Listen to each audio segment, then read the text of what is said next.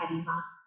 We welcome our audience with a lot of love. Ma'am, very, very welcome. Ajay sir, good evening. Praveen sir, good evening. Mama, gratitude. Ji. It's a lovely that we are going to discuss today. Was taking a thought for when we were discussing this concept. I think the greatest, most comforting space you can create for your child is you. It's your presence. But if parenting matters that much to you, if your parenting matters much to you. So let's take that thought forward. Mummy? Yes, as we move around in the world today, women in the corporate sector, when you ask them, what's your biggest challenge today? It's not their profession. It's not their profession, they say. They say it's motherhood and bringing up the children. And certainly the bigger challenges, but then it's more than one. And their bigger challenge further is if it's a girl and a boy, both different. It's two girls, two boys, okay, make friends. But if it's a girl and a boy, so the bigger challenge for working parents today is not their profession. They're quite qualified, they're professionally degree holders, trained, emotional intelligence, all these kinds of things, skills, upskilled. Huh? Who trains them on motherhood or fatherhood or parenting? So I think that's the bigger challenge today, and for which there are answers and there are no answers. And it's all self-learning and self-success or probably self-failure. So we have you, Sharvari. Thank you. You're the ultimate. You've been very, very experienced and you've been grooming, training people. We look forward to listening to you. Thank you so much, ma'am. First of all, warm greetings to you. Because very frankly, ma'am, you have been my role model. So, today being over here in your presence, that's one of my dreams come to fruition. So, warm greetings to you, ma'am. Saina, thank you so much. Greetings to you for inviting me here on your beautiful platform today. Dr. Ajayya ji, greetings to you. Greetings, Praveen ji. You have given this such a beautiful platform to so many million of parents. I mean, million of us parents, I should say, because once a parent, I think lifelong a parent. So, and there is such a lot about parenting. You are continuously learning, discovering. There are so many things which you want to get to know. So, this is a wonderful platform. And today I'm so fortunate to be over here today. Big thank you to your team, especially Shakira, because she has been in touch with me since day one and she's been so helpful. So thank you so much. I would like to put it like that. My own journey as a mother in parenthood started 30 years ago when my son Jehan was born. My voyage as a grandmother has started 2 years ago, and around 25 years ago, I started my journey as an educationist, especially with school-going children till the age of 18. And I think all these roles together are still going on. So I totally agree with when ma'am said that the difficult thing is never the profession. It's the ifs and buts and, the lifelong this thing, sacrifices which a parent has to make, and the lifelong question marks which a parent has got in the mind that, am I going the right way? Am I doing it well? Because I think, first of all, God has given us most beautiful gift of making us a parent. And it's a lifelong commitment. Second thing to what I totally agree with ma'am, that there are no catalogs, right? There are no rule books. There are no manuals as to how parenting is. I mean, it would have been so easy. in spite of joining lots of groups and having WhatsApp groups and reading books and being on the social media with parenting groups and talking to professionals, still there is a lot of ambiguity. There is a lot of it's very obscure. There is nothing hard and fast that this is what applies to my child and this is what applies to me, because I think every child is unique. Every parent is different, every family is different, every community where the child grows in is different. So I think this is a very beautiful journey, but this journey has to be taken as and how it comes. And the most important thing, like I always feel like what Theodore Roosevelt has said, that if you believe you can, your job is half done. And I think the first thing as a parent is, let us have that belief that yes, I'll be able to do it, because no one loves my child as much as I do. No one knows my child as much as I do. So I think it is that belief which carries you forth. And the most crucial ages, though I always say that, during that developmental process of bringing up a child, is everything. Its physical needs are there, cognitive needs are there, mental, psychological, the educational. There are so many needs of a child, for growing up. And all these, as a parent, you have to take care of. So there is always that permanent this thing that along with giving a good education, we have to give a good set of values, because we have to give a rock solid foundation to our child. Because I don't think so that we are just interested in making or creating or developing good children. We are interested that they should be good citizens. We are keen that they should be good leaders. I mean, that is where I think the focus should be. I think most of the things what I'm talking about, I have gone myself through as a parent. And of course, being in with school going children, I think daily in and out we see a lot of these things happening. Also, there is one appeal to the parents which I always put it across, that a child doesn't belong to us. We have got this possessiveness about our child. We want to possess the child. We want that the child should think like you, the child should behave like you. We sometimes fail to understand that the child is a separate entity. We have just been given the child for safekeeping for those few years, and that is the only time the child is in our hands. We have to see that we mold them, develop them in such a way that whatever we have dreamt for them, more than that, whatever they dream for themselves, all that comes true. I mean, very interesting thing is, during our school, this thing also, I always feel that when you are, as a parent, you are looking at your child, there is one more thing which comes across, is that you need a good partner in education with the child, a good school. We do have 3 campuses, separate independent campuses in Nasik. We have got beautiful schools. We've got separate curriculums. We, are fixed with, all our schools are fixed with the name of Fravashi. Fravashi is a Zoroastrian word. It means the upliftment of your own spirit. So we are having such beautiful schools. We totally follow the, something like the ideology of multiple intelligences. So there is something like, along with academics, I mean, which is like the core of any school, definitely. I mean, we have our children, we have currently the global toppers of Cambridge curriculum through our school, and I'm very proud to say that. But I'm even proud to say that along with fantastic placements in Ivy League universities and the best colleges in India, along with that, our children are shining everywhere.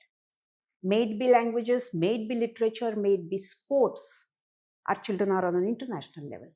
Our children are in pottery, they are in calligraphy, they are in drama, they are in art, they are everywhere. And not only are they there, they're just learning the things, but they are doing extremely well over there. To think of those things also as their profession, So it is not that it's only the academics which is the core of our school. Also, ma'am, you'll be very glad to know that we in our school have a secularism day which falls on the Children's Day. That is the 14th of November. We even celebrate a Girls' Day, which falls one day later to the Women's Day, which falls on 8th of March, and Girls' Day we celebrate on the 9th of March. So we try to give a very all-rounded development, make the personality of a child so good that the child should be able to stand anywhere in this world. Fly, soar high from any platform. May it be academics or may it be non-academical thing. And I think this is where I'm very proud about, what our children have been doing, what our team has been doing. Because we are trying to give them, we are trying to broaden their vision. We are trying to broaden the vision of our parents also.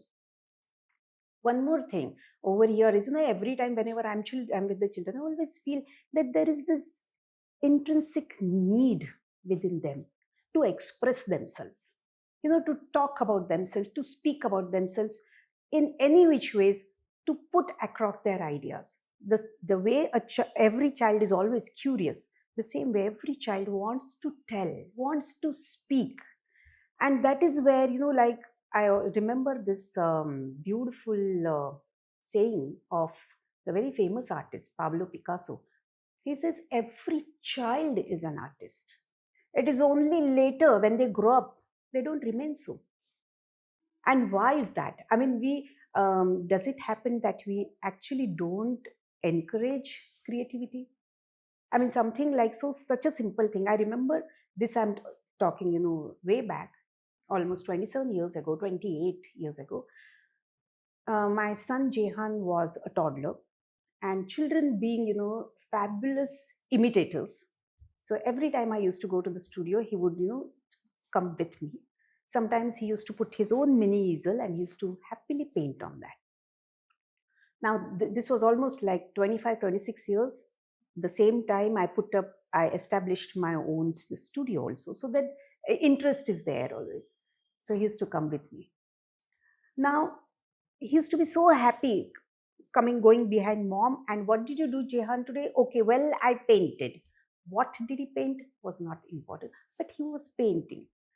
Fast forward 27, 28 years, and what I am seeing is my grandson, Henry, sits there again, happily scribbles. Again, the content is not important. What is important is how much happiness they have.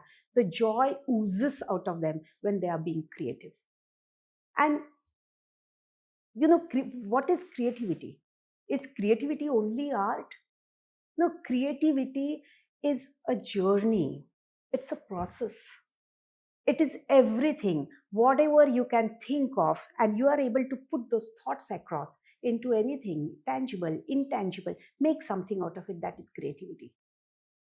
I think Lord Krishna has put it in Bhagavad Gita once, that creation is a very sacred gift.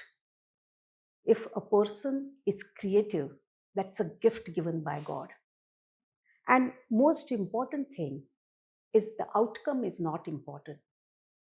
So it is not the destination, it is the journey of creativity which is important. And why am I so keen about creativity? Is there are so many things which fall in place because of creativity. First of all, it opens doors to your imagination. It makes you think beyond the rational, beyond the usual thing. It takes you out of your safe box, makes you start thinking. And that creativity is applied. There are so many times when I'm talking to the parents and I just put it across to them. I said, your child is an independent child. Your child is not a part of you. If you like something, the child has to like it. Or because you have thought of some dreams about your child, so the child has to go the same way. It does not necessarily happen. You have to let the child be themselves, irrespective of whether the child is a toddler or irrespective if the child is a teenager. What matters most is the child needs to have free time, creative time to themselves. It should be a place within the home wherein the child can go and be themselves.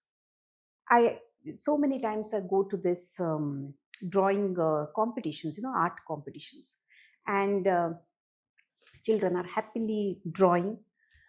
So one of them will come, they'll get their drawing book and they'll show it to me. Some of them are a little bit shy. But the thing is, when I go across, there are many a times that a simple thing like an apple, if it's being given to a child to color, it is 90% of the times, it is red in color. Now, I don't blame anyone. The whole point of creativity is you have to just give them crayons and just give them papers. So what if the apple is purple for a day? So what if the apple is blue? What happens is we don't want them to think. We make it so structured. We have to take them beyond this structure. We have to make places available. I always appeal to the parents, take them out. Take them to these beautiful outdoor places. Take them to a forest. Make them a part of whatever is going on around them. They should know animals. They should know flora, fauna. They should know everything. It should not be, something so creative, like even storytelling at night. I've seen at plenty of homes, before sleeping, the child is told a story.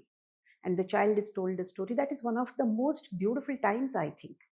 Because it is the imagination which runs right.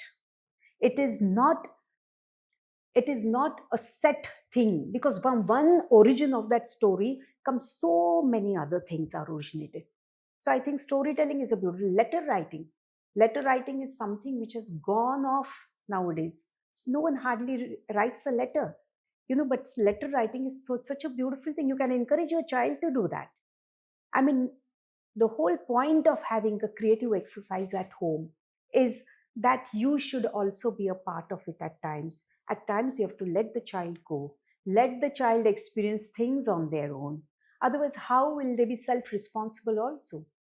In your daily timetable, this is also one of my appeal of asking the parents to have a good timetable for a child. A good timetable is going to take the child a very long way. Making them understand the importance of time. It not only gives them focus to this thing, but they themselves make their timetable. They can themselves put some free time for them. They become self-reliant. They start thinking on how to manage their time. They see to it that the tasks are over during that time. All these things. Because I think not a lot of things do we have to actually teach them. If we are talking about academics, the teachers, the school is there to teach them. What I'm talking about, something more than that.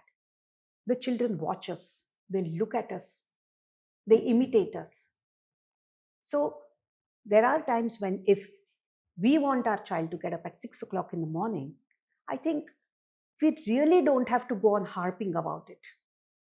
If the child sees that the mom and dad, any one of them, gets up at 5:45 in the morning, chances are the child is going to start getting up on his own, going to start putting on alarm, because that becomes a habit, that becomes a way of life. A little bit this thing, about my personal experience about motherhood and parenthood, I would like to put here across. My son is settled in US now. And he, at the age of 17, he went to the Culinary Institute of America. So he went there as an undergrad. And later he passed out as a chef with 2 gold medals. He had a couple of job offers then, but he decided that he wants to go in for Masters in Public Health at UPenn. So he underwent that. Then he decided he wants to do Masters in Law in UPenn. So he undergoes that. Then he decides that he wants to pursue artificial intelligence program at MIT. So he does that. And now he's got his own data company in New Jersey. Along the whole path of his growing up, what was happening, he was always fond of sports. So we had always encouraged him. Me and my husband both are fond of sports. So we had encouraged him. And variety of reasons, it gives a fit body. Second thing is, I think when the child is, is active in sports, we always feel that there are a lot of things about life which sports teach you. So he did a few marathons over there. He participated in 2 half Ironmans over there. He participated in full Ironman over there. Then he participated in a few sea swimming competitions over there. And of course, now he plays golf at Scratch. So his handicap is very good. So, it's been not the kind of journey which anyone will think to be like, okay, it starts over here and ends over there. Oh no, it goes up, down, here, there. Yes, it was fraught with ups and downs also. But the entire journey has got a beautiful conclusion, is that he's very happy with whatever he has done. And because he's happy, so we are happy and proud about it. So what happens over here is, how much should we support our child? I mean, the thing is that we don't have to, push the child to do something which the child is not interested in. Many a times it happens, especially in parenting, that what we have dreamt for our child is not necessary the things which are ultimately going to happen. But the whole point is, do we support our child throughout all this? Do we pull him back when the things are going tough? Do we get him back on the right journey when things are going a little bit rough? Do we encourage the child when things are going good? Irrespective of whatever happens to our child, there is no one who has got more vested interest in our children than the parents themselves. So I think this is what is most important. This is what we should concentrate on, because no one, if you expect that you are taking your child to, your child is going to venture out and then someone else is going to see him and take care of it, it doesn't happen that way. It happens at a place that where we have to look after our children. We have to make them into good human beings. We have to mold them. We have to get them to that platform wherein, if they want to pursue a certain set of academics, they are most welcome. But if they want to turn and pursue something different, then also they are most welcome, because we have to teach them that how to focus on a goal. What the goal is not the important. The thing is that the goal setting is very important, and whether we are throughout with them the entire journey, because like I said, they are there only for some time, and then they are going to soar high. They are only going to be bounded to us through all the emotional bonds. Then we have to see that they do well and they soar very, very high. They make us proud. They make our community proud. They make our city proud. I always feel that there is such a lot of potential in every small child. I mean, when especially we see these small little children coming in play school, we have got an independent entire campus for our play school, and I see all the children coming, and I'm like, oh my, they are exactly like a plain canvas. They are like a soft clay. Whatever we want to make them, we'll be able to do with them. So this, I think, is one of the biggest responsibility of every parent. I think we are like farmers. Like how the job of a farmer is to plant a seed, nurture the sapling, give the right nutrients, see that the sapling has got ample of sunlight, right amount of water, even loosen the soil at times, because if the farmer is too overprotective, I mean, it's bad for the plant. And then you have to see to it that the roots go deep. And if the roots are deep, the plant goes higher. So the farmer has to take care of all these things and then step back and then just see to it how this tree grows tall, grows high, and later gives shade and shelter to others also. I think this is the most important thing as a parent for us to do. So, we try to inculcate most of the things, through our schools, through the workshops which we have.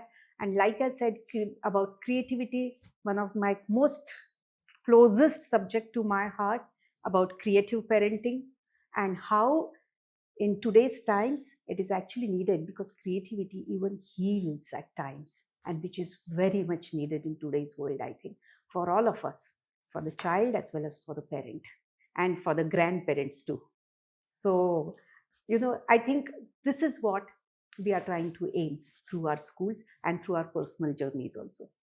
One very important thing through entire all this thing was the support of what I got from my husband Ratan, is in terms of parenting. He continuously encouraged me to do my own bit, because for Jehan's upbringing, there are a lot of things which I think, and like ma'am said, motherhood is all about sacrifices, but motherhood is all about guilt also. So there are so many times when you are like, are you doing the right thing? Is it this thing? Okay, now I've got a meeting over there, but I can't go because my child is a little bit feverish today. No, there are so many things which continuously go on in your mind.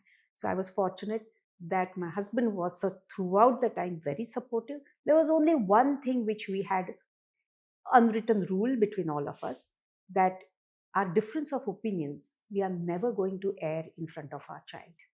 And of course, there are difference of opinions because there are two different people, two different ideologies, so there are bound to be. But a child did not know that. A child should always have a united front. So they know that, okay, mom and dad both are on the same page. And if I go to one or if I go to the another one, the verdict is never going to change. So that was one thing which I think, and like we say, it takes a village to raise a child. I think everyone, when your child is doing well, I think the credit goes to everyone other than the parents also, because we had grandparents staying, the influence of grandparents also tremendous on a child. And that's a very nice also a thing. But then there is the community in which there is the school, so you have to take school into confidence also at times. There are so many things which happen. It's a very beautiful journey of parenting. But yes, it's a very conscious. So I like your this thing. I've read your books also, Praveenji and Dr. Ajayya ji. It's beautiful books they are, and something I think which every parent should read. Lovely, ma'am. Thank you. Thank you so much for giving me this opportunity.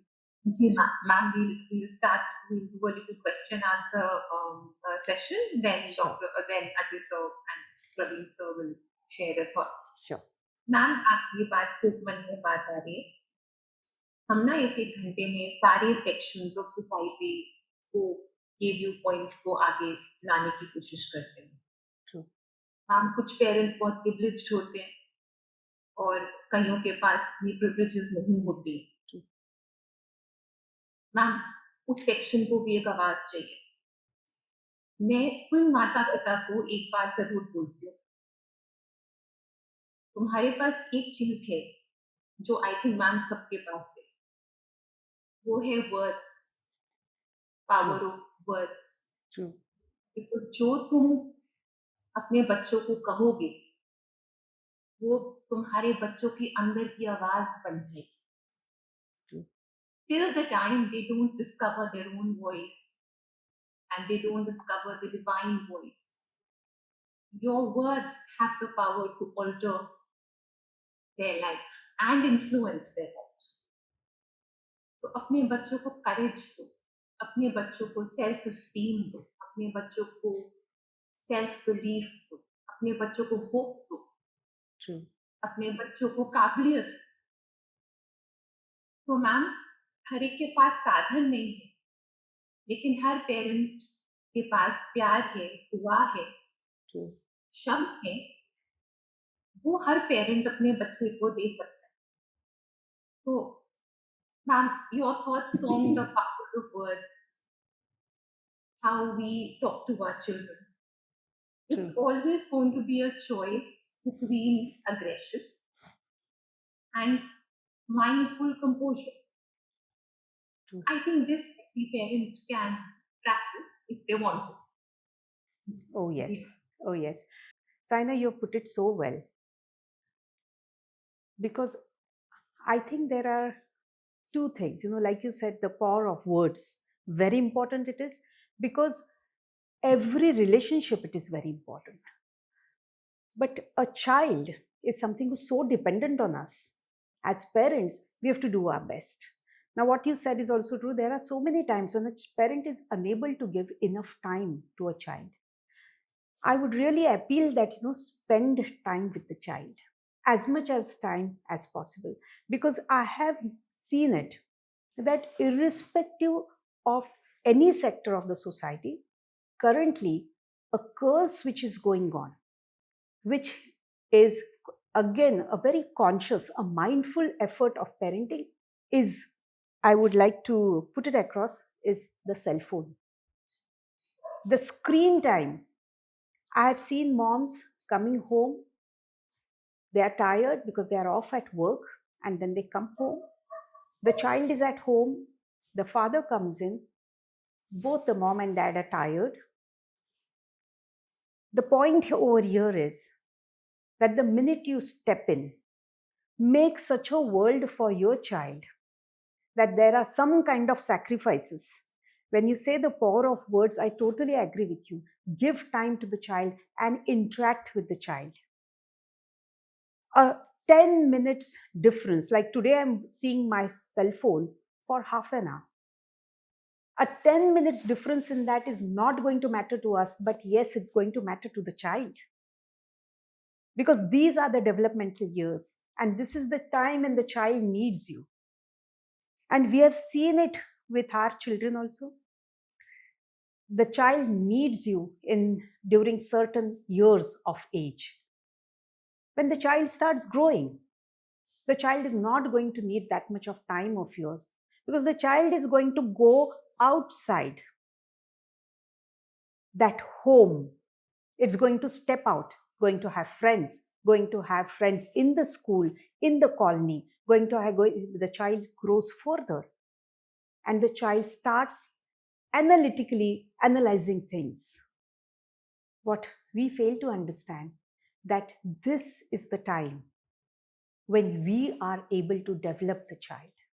The more and more external forces go on coming, the more and more likely chances are the child is going to be corrupted with these.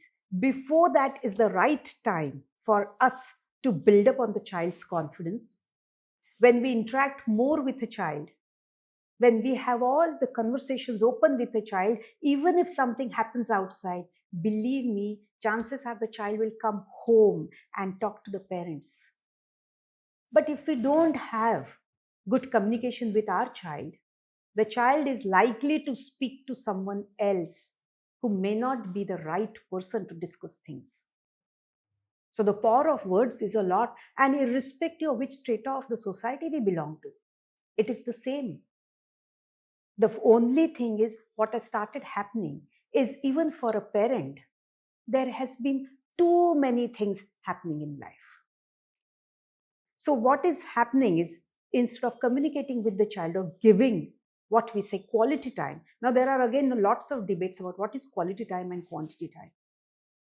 But I would just appeal very simply, be there when the child needs you. Because the child is, especially when they are small, they are going to ask for you more often. When the child starts growing bigger and bigger, the child is going to ask less of you. So if in these times we are able to be there for the child, like I said, it's not just jubilations which we have to be there for. We have to be there for everything. So the power of words is extremely, extremely important. And second, Saina, one very important point which I believe in is having patience. A lot of times I've seen there has been a need to get things very urgently. It may be the upbringing of a child, or it may be a simple thing like you put the child for some class and the child is doing some workshop. And the first thing is, the child comes back and you are like, what did you do? Why should it matter? Doesn't it matter that when the child comes back home, the child is so happy? These questions can follow later. But patience, I think, is something even with a teenager also.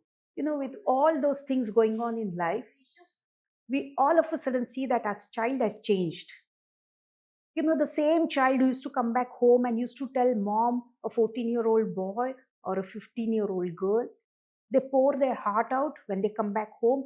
The same child has started banging the door of the bedroom when the child comes home. Or all of a sudden, your sweet little daughter was writing something. Initially, she used to show everything to see, mom, what I've written. Now, the minute you step in the room, she puts a pen over there and she closes the book. Now, the whole point is that why should we take it so personally? It is not. A little bit of patience.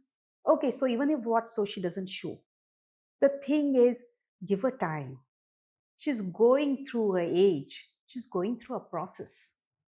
But we are wise. As parents, we have got the experience of so many years. In fact, so many of us have already gone through all this.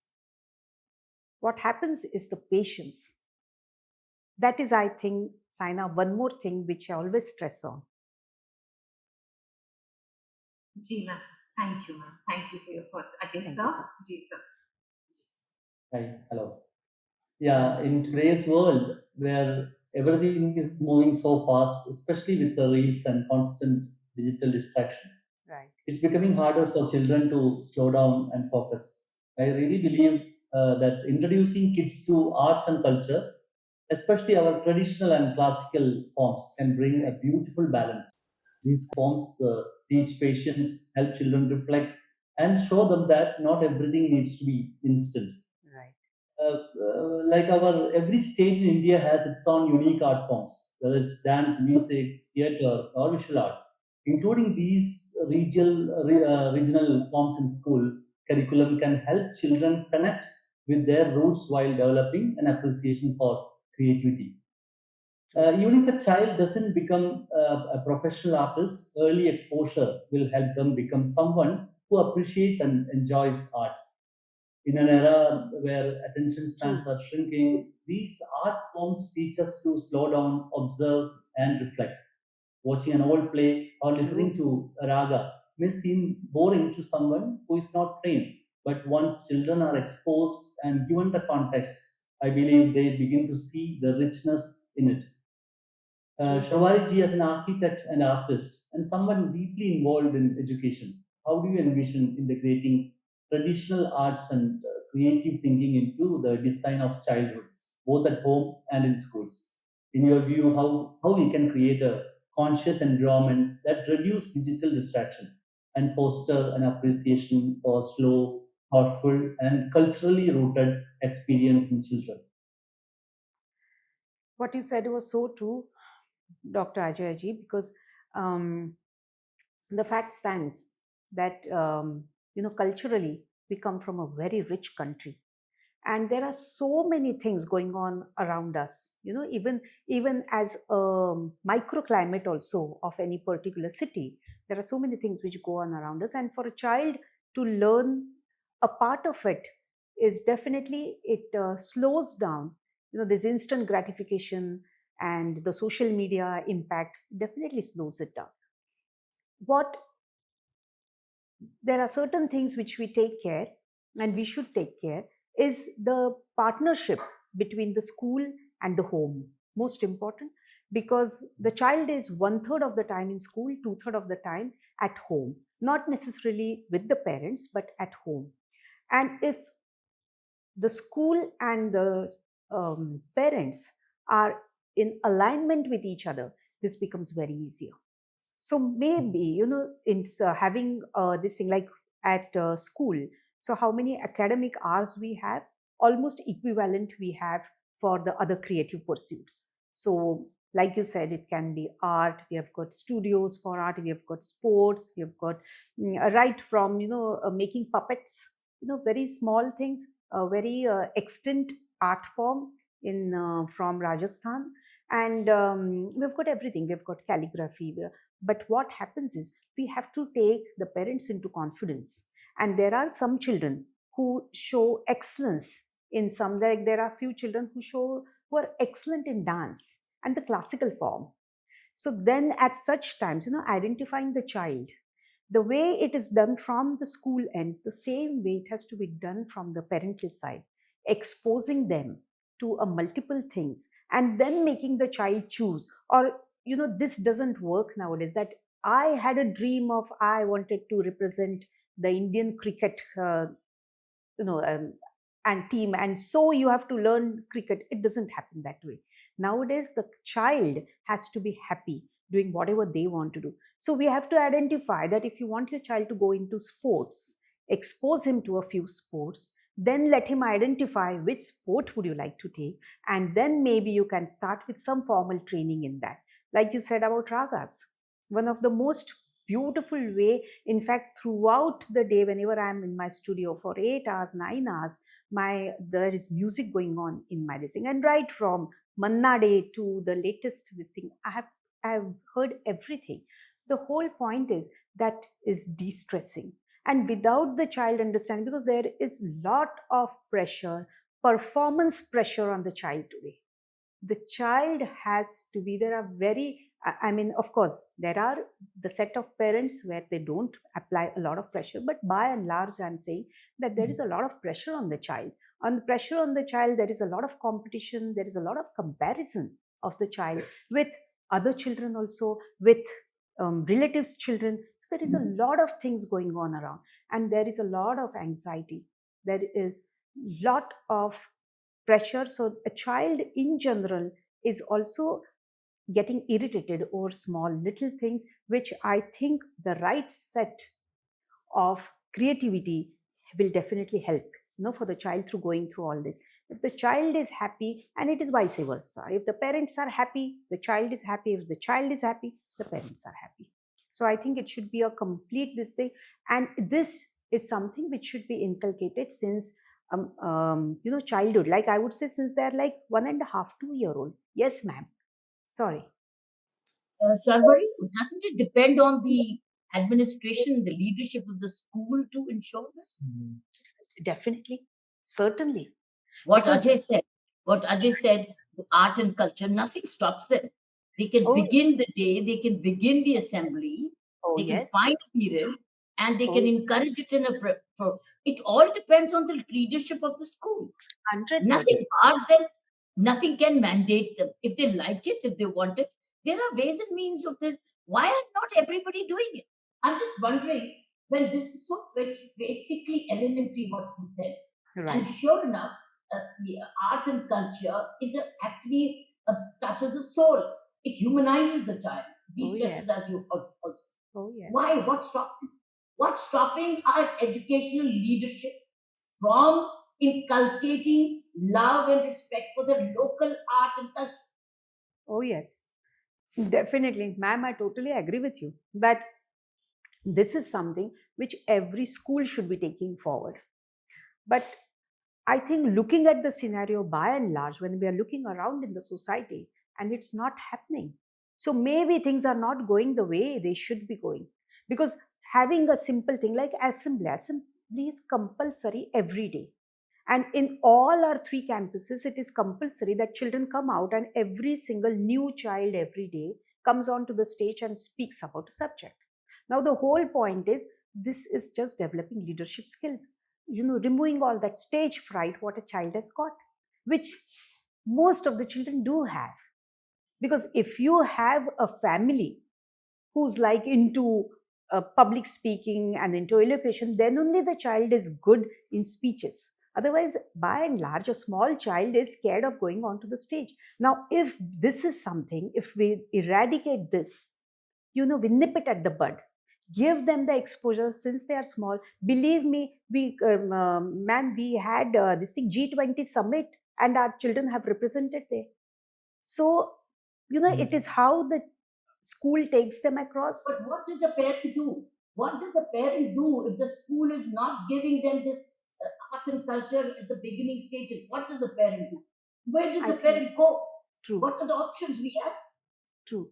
And it's a very, especially I feel that school education is something so very important. because even the higher education is something which children, it is optional for children to stay here, go out. Even it is even optional for children if they want to pursue the further education, the higher education or not. But school education is something so important. You are actually developing good citizens of this country. You are actually developing leaders, and that all is in our hands. I mean, through the schools and the parents of these young children. I mean, this is maybe one of the reasons why we always have workshops so that parents are able to talk. We have got a good set of counselors through all our schools because, like I said, there are a lot of problems with the mental health also. And if you are able to identify very quickly, things are so easy later. See, schools have, Ajay, schools have music teachers, right? Yeah. But those very few, those who want music, go to the music teacher, learn art, dance, etc., or an instrument. What about others? That is the problem. It's Yeah. the music is not for all. Music is for a music class, isn't it? True. True. That's a problem.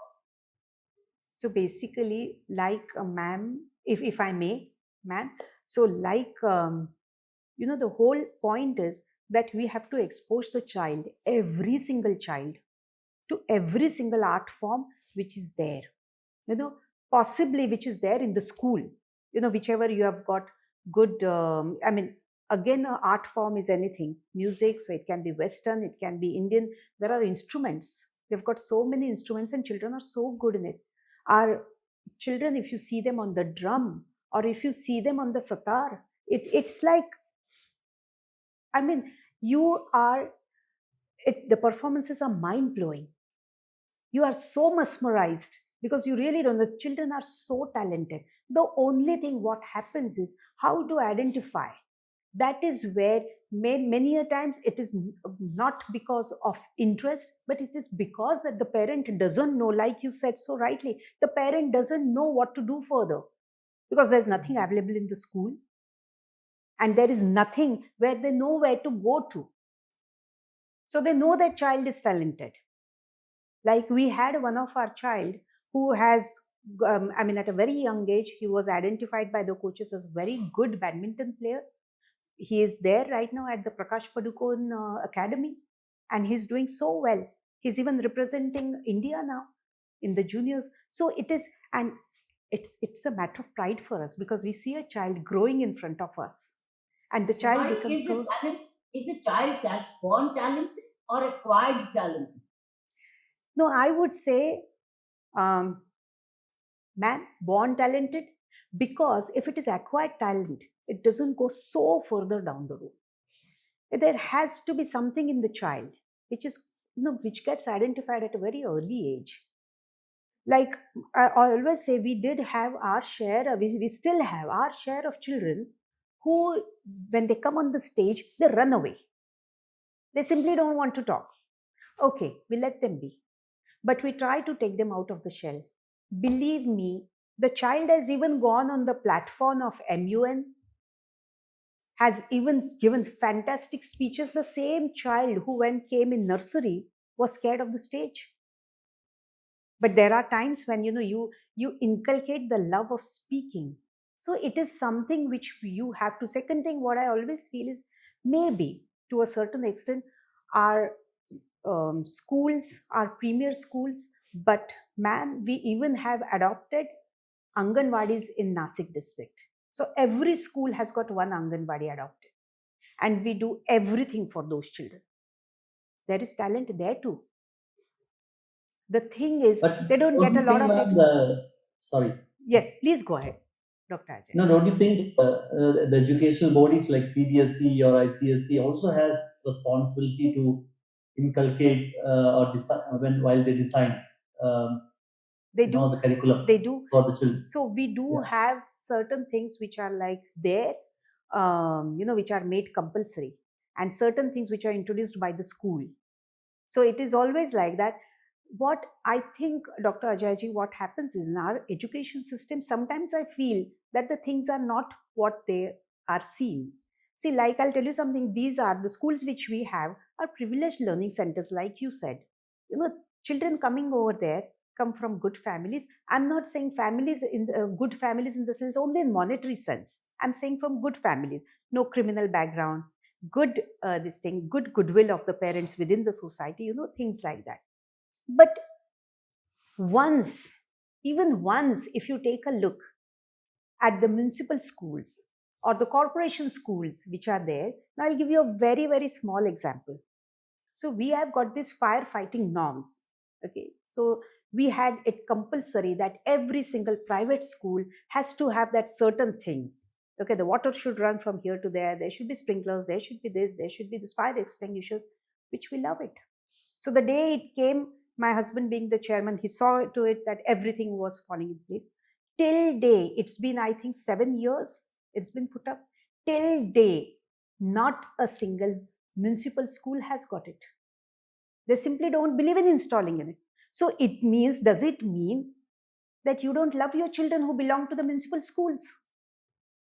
Here, if we take it personally, that these are our children. Once they step into our schools, they are our children. We have to take care of them till they leave our schools. And even after that also, we have got a strong alumni network of almost 20,000. The schools, the children continuously visit us. They speak to our current batches of A levels and grade 12, because nothing better than your own this thing. Once a child understands that this young man has passed out from the same school, that urge to do better definitely is there. But this is the difference between private schooling and public schooling. Why doesn't it happen if anywhere? I mean, I would not even say United States of America or UK, where things are like too much on there. There's too much of disparity between Indian sector and over there. But at least you go to any foreign country, there's a glaringly big difference between the education system. There people prefer to go to public schools because the curriculum is good, the infrastructure is good, the monitoring is good, everything is, at least some bare minimum standards are there. Here you have a classroom, there is put up over there computer class, there is not a single computer inside. So there are rodents everywhere. It's sad. There's too much of disinterest.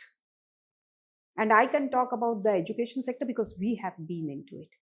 So what I think, Ajay, is required is a little more NGO volunteerism movement.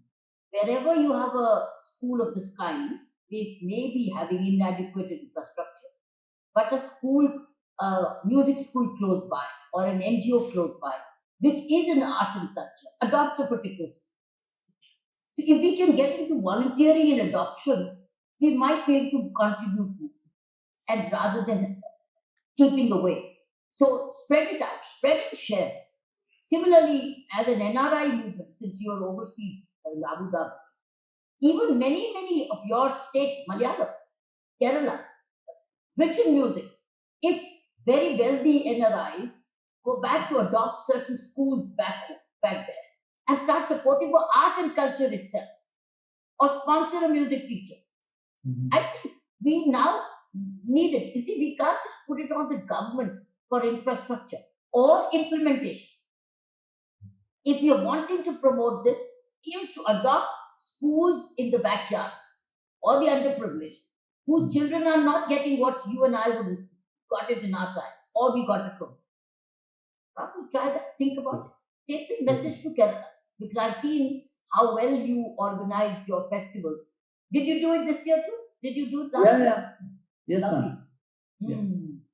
How wonderful. How much you promoted. So I think like you do, so others who have resources, if they can invest into art and culture promotion, Kerala, next generation of youth would be quite different.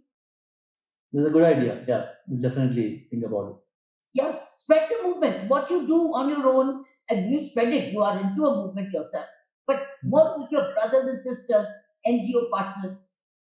Try that. Yeah, we definitely, yes, we will. Yes. Praveen ji, please come in, and then I'd like to share an experience I've had regarding what we've been talking about. Please do come. Yes, your thoughts. Sure. So, no much of thoughts, a quick question. It's like, usually in parenting, when the parent is strict and very firm and not allowing too much of creativity, the parenting is an easy job. So when you need to identify the child deeper, identify the strength of the child, guide them appropriately, provide them with an appropriate ecosystem, let them do things in a very unscripted manner. So the parenting is a tough job. So as a school, I'm keen to understand, so what exactly the school is doing to equip the parents to be able to do a mindful parenting like this.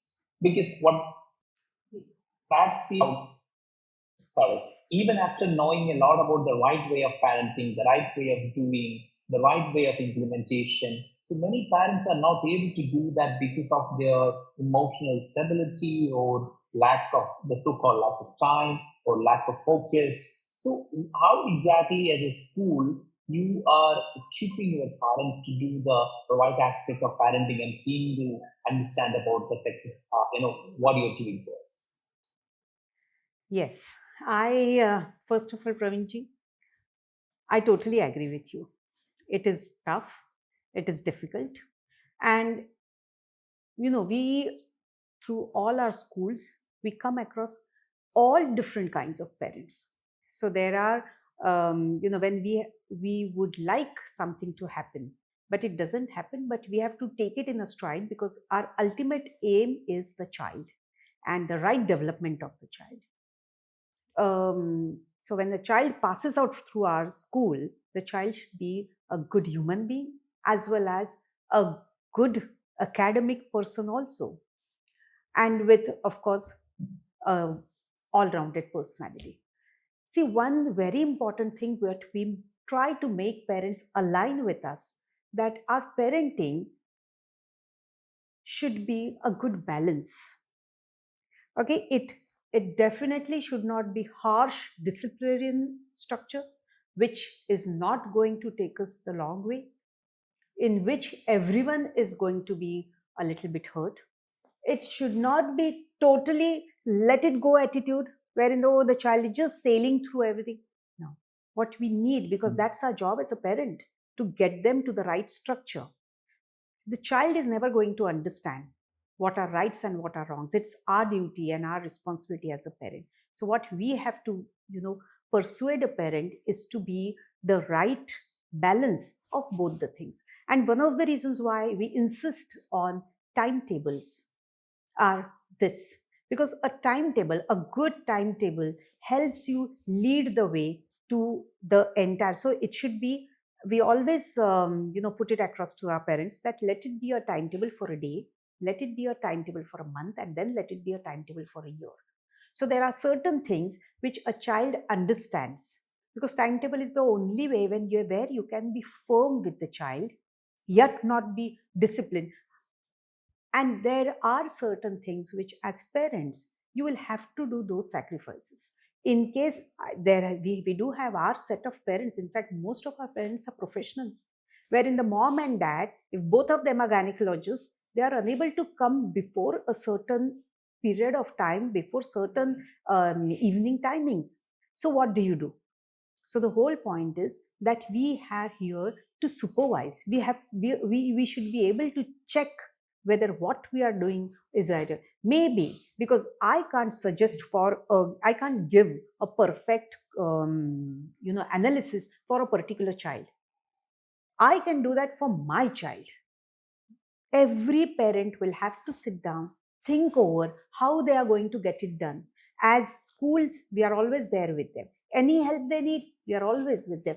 But the fact stands that the child, the parents, the family, they will have to devise a structure in which they are able to, if there are times when the mom may come early, the dad may come early. Also, that there are certain things when we insist that we do want the parent is for open house, so that they understand how the progress is. As school, we are there to help them, but we have to understand that going either way is not going to help. what helps is at that spur of the moment. So there are so many times, like you have to take some difficult decisions, and then you can't say that, well, this is going to happen, because things don't work like that in parenting. There are things in, especially, and why do I always say, because of going back to timetables, is if a child is in a habit of going to bed, it's a very simple thing that we have seen that children start going for tuitions, and the parents put it across that my child has to go to the tuition because in school they don't understand. It doesn't happen. Why is it that 70% of the children are able to understand in the school and only 30% have to go to a this thing, or maybe in some classes only a minuscule percentage? It is because if the child doesn't go off to bed early, if the child doesn't have their own set hours of rest, how is the child going to be fresh and going to absorb whatever is going on in the classroom? They don't. So, these are certain things, like I always say, a timetable, which definitely goes a long way, right from a child to a teenager. Saina, yes. Ma'am, हमारा session conclude करते. It's been wonderful. Run out of time, Sharvari. Yes. Thank you so much. So we continue our sharing in the next session, ma'am. And we thank you, and we thank Ajay sir, Praveen sir, Ji. Thank you for your valuable time, ma'am. Thank you for very valuable time, and thank you so much, ma'am. great exposition. Thank In fact, you. It's a full exposition of what you could share maximum for us.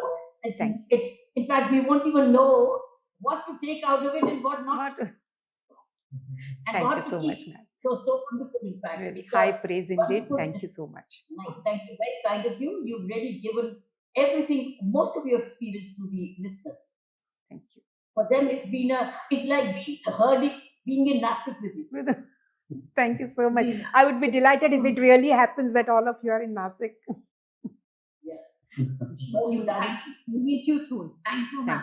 Thank you. Thank you. Thank you. Thank you. Thank you. We meet again. Thank you. Surely. Thank you so much.